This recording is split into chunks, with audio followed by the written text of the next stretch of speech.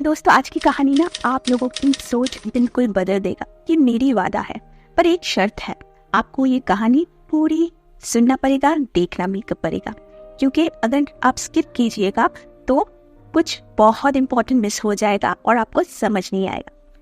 नमस्ते दोस्तों, कहानी हकीकत चैनल में आप सभी का फिर से स्वागत है।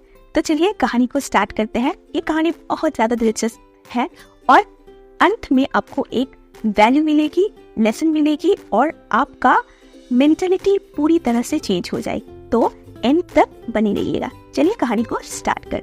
दोस्तों, अनन्या एक सितारों जैसी बड़ी सत्ते देखने वाली एक लड़की थी जो कि पृथ्वी के ऊपर एक अंतरिक्ष स्टेशन में रहती थी। दोस्तों, अनन्या के छत पर एक बहुत सुंदर सी बगीचा थी जहाँ पे बहुत ज्यादा वैरायटीज की रंग बिरंगी फूलें देखा जाता था।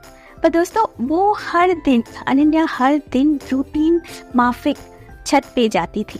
पर मजे की बात ये है कि वो पौधों को पानी देने के लिए नहीं जाती थी, बल्कि वो सितारों को निहारने के लिए जाती थी हर रोज छत पे। दोस्तों, इसके अलावा भी अनन्या के छत पे 2 टेपेस्ट्री थे। अभी आपको टेपेस्ट्री पता है ना? नहीं पता है ना? तो मैं बता देती हूँ। टेपेस्ट्री एक टाइप का कपड़ा है जिसमें बहुत सुंदर सा चित्र बना होता है। एम्ब्रॉयडरी हो सकता है, कैनवस पेंटिंग हो सकता है, कुछ भी हो सकता है, पर बहुत सुंदर एक चित्र बना होता है। नॉर्मल टेपेस्ट्री वो होता है, पर ये वाला टेपेस्ट्री जो होता है ना, इसमें एक शक्ति है जो कि अंतरिक्ष के जो सितारे हैं उससे जो रोशनी निकलते हैं उसको कैप्चर करते हैं। दोस्तों, 2 टेपेस्ट्री में से एक का नाम है अरोरा और दूसरे का नाम है इक्लिप्स। अरोरा तो एकदम परफेक्ट है।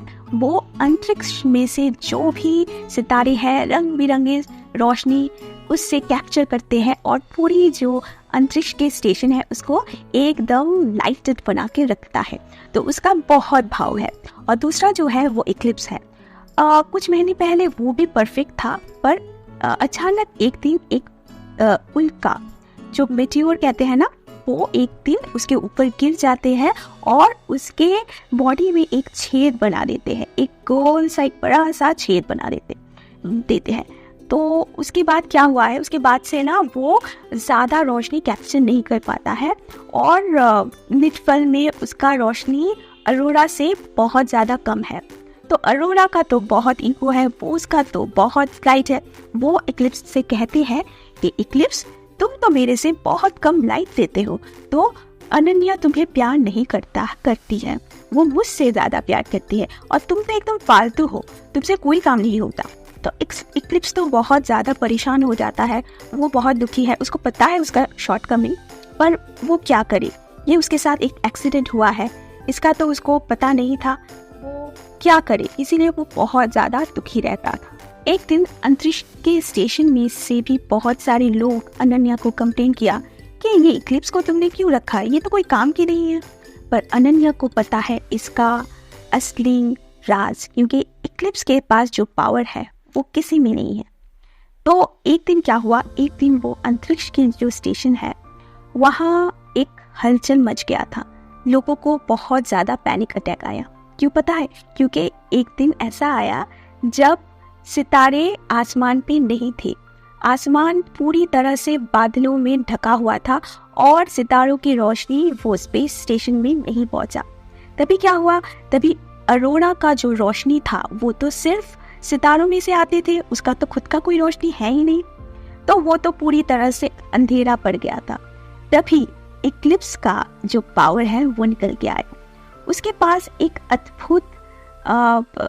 अद्भुत शक्ति था, एक बहुत ही कम रोशनी आया था उसमें से, पर वो काफ़ी था अंधेरे को थोड़ा सा उजाला लाने के लिए। दोस्तों, असल में क्या पता है, उसमें जो छेद था ना, वो छेद में से जो आसमान में मून जो चंदा मामा थे उससे रोशनी आने लगी।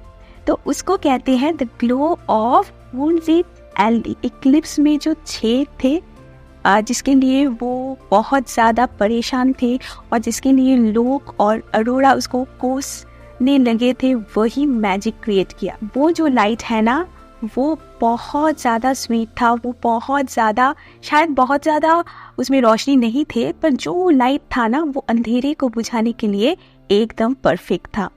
दोस्तों उसके बाद से ना लोग, अरोरा, सभी के मन में ये इक्लिप्स के लिए बहुत ज़्यादा रिस्पेक्ट आ गया था और बहुत ज़्यादा प्यार आ गया था। दोस्तों इसका जो मॉरल ऑफ द स्टोरी है वो क्या है पता है? आपको तो ज़रूर पता है, कमेंट सेक्शन में ज़रूर लिखिएगा। मेरे हिसाब से दोस्तों किसी के इंसान के कोई भी वीक पॉइंट को लेकर कभी भी आपको उसको नहीं कोसना चाहिए, कभी भी आपको बुरा भला नहीं बोलना चाहिए। ये इंसान हो या जानवर हो व कोई भी चीज़ हो, ये तो मैंने एक एग्जाम्पल देकर बताया।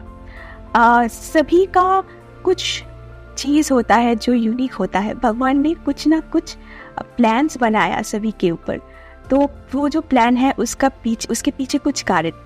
दोस्तों आपको पता है जो मूनलाइट एल्गी का लाइट है, जो उनके गिरने से जो छेद बना है जिससे ये लाइट बना है, वो फायरफ्लाइज और जो छोटे छोटे कीट इंसेक्ट्स हैं उसको लाइटली रखने के लिए एकदम परफेक्ट था। दोस्तों बहुत सारे जाने बच गए, बहुत सारे पैनिक अटैक, सब कुछ बच गए, बहुत उपकार हुआ वो एक छेद के लिए दोस्तों।